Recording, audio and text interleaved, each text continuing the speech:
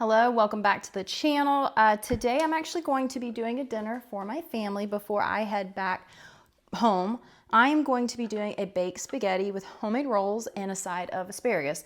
Now I need to go ahead and get my rolls started. I mixed them in the bread machine. I'm going to be using my mom's zojirushi, and then I'll work on the spaghetti a little bit later and show you those steps. I do make my own homemade marinara. It's like a mix between just kind of easy, what I grew up seeing, and then also a little bit of what an Italian lady taught me years ago. But first, gotta go ahead and get the dough mixing for my breadsticks. So I am going to do 50% freshly milled flour, going to be using hard white wheat. I'm just going to put this together super quickly, and that way we will have some delicious breadsticks to dip in the homemade marinara.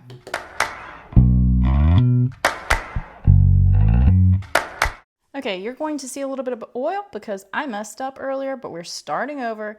1 1/4 cups of room temperature filtered water because the zojirushi has the preheat function.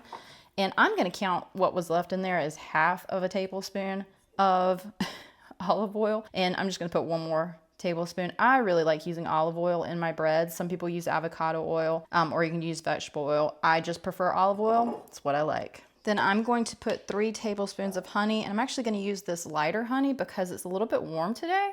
And it has, it's not crystallized, so I'm actually able to use it. So I'm going to try to go ahead and use as much of this as I can over the next couple days. And I'm not like crazy precise. If it's a little more honey, I'm not worried about it. Now I'm going to put 1 teaspoon of salt, and this is a 1/2 teaspoon, so I'm gonna do 2 of them. And I have started putting my salt in with my liquid.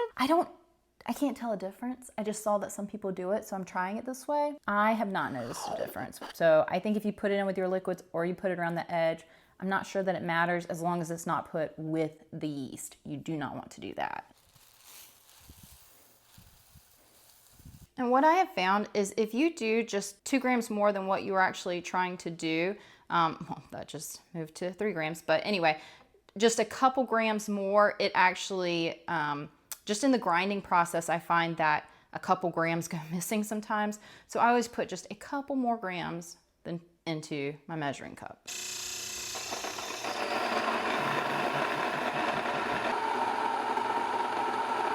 Just going to try to cover liquid. I keep saying water, but sometimes people put milk and things like that. So covering the liquid. And then the rest will be bread flour to make it 460 grams of total flour. You can see how much whiter or lighter the bread flour is because it's been bleached and some of the bran and things like that have all been taken out. I have really enjoyed working with freshly milled flour. I feel like it's a lot easier on my stomach, to be totally honest. You're getting everything that you need to help digest the bread. And I just find it's just a lot better for me personally. And I also really like the taste. So there we go, 460. Then I will make my little well. And I was putting salt around the side, but like I said, I put that in the liquid. And now I'm going to put a really heaping teaspoon of instant yeast, about 5 grams. I'll probably go to the 6 grams. That's what I do at home. There we go. Into the zojirushi, make sure you have 2 clicks, both sides. Okay, so for the dough cycle, I'm just going to do a basic dough, which just allows it to have 1 rise. There we go. Look at how cute this is. My best friend's little girl gave my mom this little golden doodle scrub daddy for Christmas. How cute is that? They have golden doodle, so I guess it could be a poodle or any type of little dog, but it looks so much like their dog. It's so cute. Okay, my dough is finished. So I'm gonna pull this out and start making it into my breadsticks. Now, you can weigh this out, like basically get the total weight and divide it by how many breadsticks you want. I'm just gonna be honest, I don't feel like doing that today, and that's okay. Eyeballing it works, so that's what I'm going to be doing. So I just knead it just for a second, and then basically I'm twisting my hands up under it and creating like a little bit of a dome. That's going to give me just a nice even surface, a nice shape so that I can eyeball this the best I can. Now I have my bench scraper, well, my mom's bench scraper, and I'm going to just cut this in half. You might hear some movement in the background. And then I'm going to cut that in half. And then do one more half.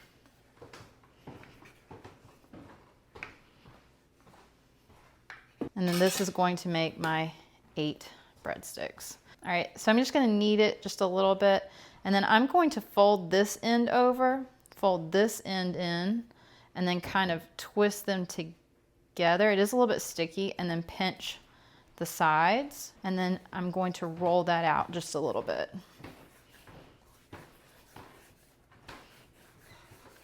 Now these are going to be a little bit thicker breadsticks, which is totally fine. That's just the way I'm going to do it. And then I'm going to lay them on a parchment lined baking sheet. So I'm just going to do the rest of these super quickly and get them lined up for their first rise.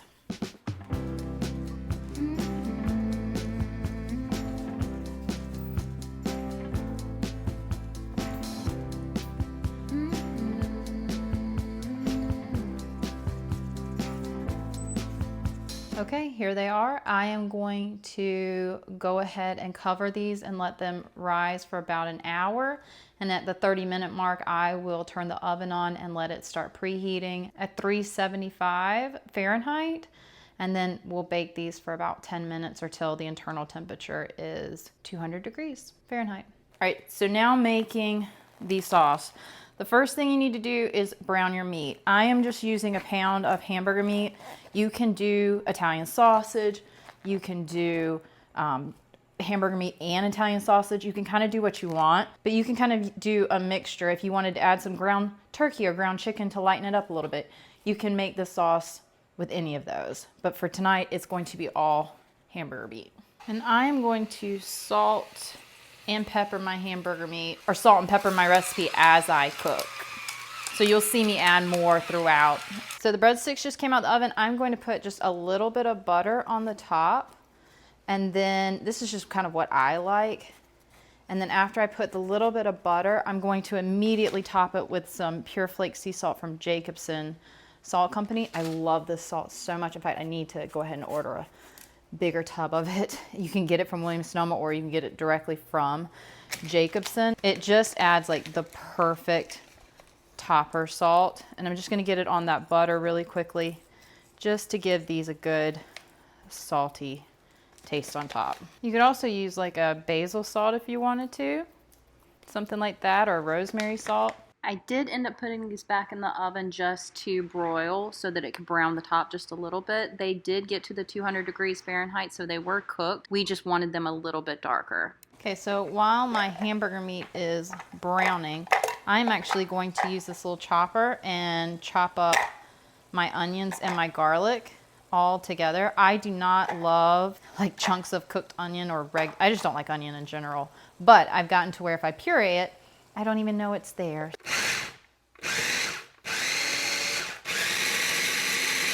And that is what it looks like. Super small and like a little bit of the taste without the texture of the onion if that's something you don't like. Hack for kids or adults who don't like certain vegetables. Okay, so I have strained the hamburger meat that's in here. Oh my gosh, I'm gonna have to show you my parents' dog. Let me turn this on low. My family just went on a golf cart ride and did not take the puppy. And he is not happy. Lincoln. Did they leave you?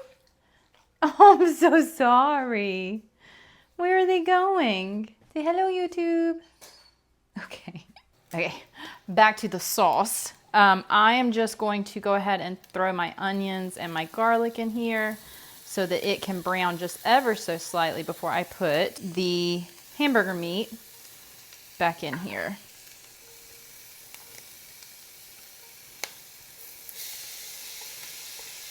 And this step, you don't have to puree it. Like I said, this is just something I do because I don't love onions.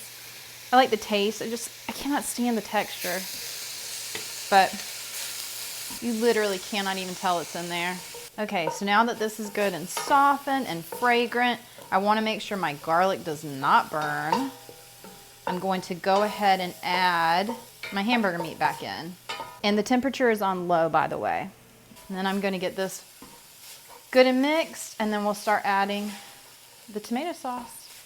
Okay, so I'm going to add 3 of the pint jars. I believe they're each 16 ounces. I'll confirm that and write it on the bottom if I'm not correct about that. But for 1 pound, I'm going to add 3 16-ounce jars of tomato sauce. And this is just a little can opener that is so convenient. It just pops it right. Pops the top if you are a canner. It's amazing. I'm not even a canner and I love this thing.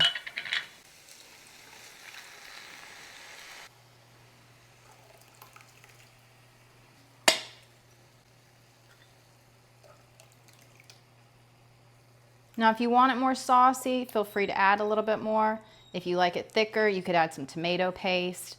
This is kind of the consistency that I like, especially when I'm doing a baked spaghetti. Also, you can make this the day before and it tastes so much better after it sits like in the fridge and just kind of marries. Or make a big pot of it and put it in the freezer. I mean, there's so many things that you could do with this, but for today, we're just gonna make it, put it in there and bake it. But you can absolutely make this that morning of, the night before, pull it out the freezer. Okay, so I'm going to try to measure this as best I can. I'm using some of my mom's basil salt because I'm going to be adding some Italian seasoning. And I was going to add some basil, but I was like, why not just add some of her basil salt? So I'm going to start, let's just do 1 tablespoon. And I will taste that later and see if I want to add more. I'm going to do some Italian See, I was gonna eyeball it. Let me see if I can eyeball it and measure it at the same time. I never measure this stuff when I'm making this. I've been making this for 15 years, so I just kind of like to cover it. That's where my starting point is, a decent little covering. And I always feel like you can add more, you can't take it away. So start light and add if you need to. And then pepper. I'm going to mix very gently because I do not have my apron on and I should have learned my lesson so many splashes ago. But I just continue. Now, because spaghetti sauce is so acidic, you do want to add a little bit of sugar. I'm just going to start with a tablespoon and I'll taste it, like I said, and add to it if I feel like it needs more. Now I'm going to cover that and just let that cook down. Okay, you do want to stir this occasionally. Make sure it doesn't stick on the bottom. I'd say like, you know, every 5-10 minutes, depending on how hot your stovetop is. If it gets too hot, you can actually just turn it off and let it sit for a little while and then reheat it. You just want to make sure it doesn't stick to the bottom. And then I have my pasta water boiling, so I'll salt that in a minute. Okay, so for the asparagus, I am actually just doing a little bit of oil. I chopped them up. I took the ends off and then I chopped them in half. And then I put a little salt, pepper, olive oil, and then I'm going to put a little bit of honey because that's just the way we like our asparagus. And then I'm going to put this in the oven at 375 for 20 to 25 minutes. Okay, so I'm going to taste this sauce and just see if I need to add any more salt, pepper, seasonings, sugar. Be careful, it's very hot. Okay, it is pretty much perfect. I do think I want to add just a splash of everything except for pepper. So a little bit more basil salt, maybe just like half of a tablespoon. Half of a tablespoon of Italian seasoning. And then half of a tablespoon of sugar. Hey Jessica, it smells very good in here. Okay, so I cut spinach up really, really small so that it'll just cook down. You won't even hardly know what's in there. Once again, just a helpful hint if you have people who don't really care for vegetables like this. So just put it in there and it's just going to wilt down. So all you do is stir it in. And like I said, just a little extra nutrients and you won't even know it's there. All right, I'm going to generously salt my water. And then I'm going to put this entire bag of pasta in here. Now the pasta says to cook for 11 minutes. I'm actually only going to cook it for about 10. I'm going to leave just a little bit of cooking room for it to cook when I actually put it in to bake it. Okay, so the pasta's finished. I'm going to put this in the sauce and mix it really, really well, and then we will get it in our casserole dish so that we can get it in the oven, and it will bake for 20 minutes at 375 degrees Fahrenheit. Okay, so now I'm just going to take this and put it into the casserole dish gently so it doesn't splatter everywhere. I love Le Creuset, but it's so heavy. So now I'm just going to top it with some mozzarella and some shredded cheese, and then we get it in the oven to let it bake. There we go. All right. So these are some pasta bowls that my mom has. I have a different set from Amazon that I'll link below, but these are just great for putting, I mean, that's what they're made for, is pasta, so.